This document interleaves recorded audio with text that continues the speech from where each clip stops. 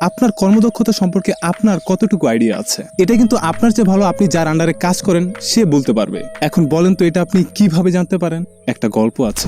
একবার একটা বাচ্চা ছেলে ফার্মেসিতে যায়, সেখানে টেলিফোন লাইন ছিল সেটাতে কথা বলার জন্য।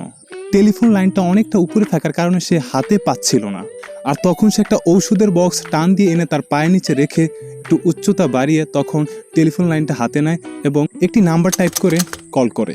আর এই পুরো বিষয়টা ফার্মেসির মালিক দূর থেকে পর্যবেক্ষণ করছিল। কলটার অপর প্রান্তে ছিল একটা মহিলা, আর সেই বাচ্চাটা বলে, ম্যাডাম আমি আপনার জন্য আপনার বাগানের কাজ করব। অপর প্রান্ত থেকে আওয়াজ আসে, আমার প্রয়োজন নেই, আমার বাগানের জন্য লোক আছে। সেই ছেলেটা আরো কাকুতি মিনতি করা শুরু করে এবং বলে, তাকে আপনি যে পরিমাণ অর্থ দেন আমি তার অর্ধেকে সেই কাজটা করে দেব। সেই ছেলেটা আরো কাকুতি মিনতি করতে শুরু করে এবং সে বলতে থাকে, আমার ছুটির দিনেরও প্রয়োজন নাই, আমি ছুটির দিনও কাজ করব এবং শুধু বাগানেরই না, আনুষঙ্গিক আপনি যে কাজই দিবেন আমি সে কাজই করবো, আমার চাকরিটা অনেক বেশি প্রয়োজন। মহিলাটা আবারও একই রকম সুরে কথা বলে, আমার প্রয়োজন নেই, আমি যাকে দিয়ে কাজ করে তার কাজে আমি সন্তুষ্ট।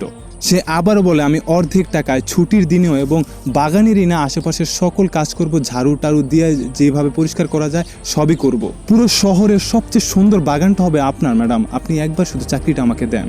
এত কিছুর পরেও সেই মহিলার আর মন গেল না। সে বলল, তুমি অন্য কোথাও দেখো বাবা, আমার এখানে যে আছে তার কাজে আমি সম্পূর্ণ সন্তুষ্ট।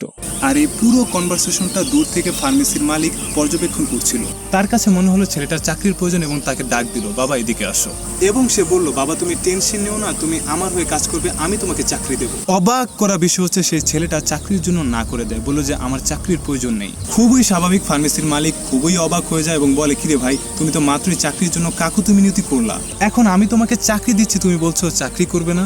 তখন সেই ছেলেটা বলে, আমি আসলে ওনার হয়েই কাজ করি, আমি আমার কর্মদক্ষতা দেখার জন্য বা বোঝার জন্য এই কাজটা করেছি।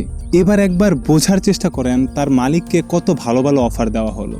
ছুটির দিনে কাজ করবে, অর্ধেক দামে কাজ করবে, অতিরিক্ত কাজ করবে, তারপরেও তার মালিককে কনভিন্স করতে পারলো না। সে তার কাজে এতটাই দক্ষ।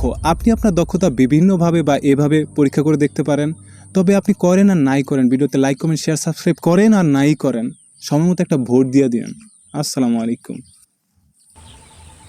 মারছে রে, আমি স্টপ করে রাখছি, কথা রেকর্ডিং মানে এতক্ষণ।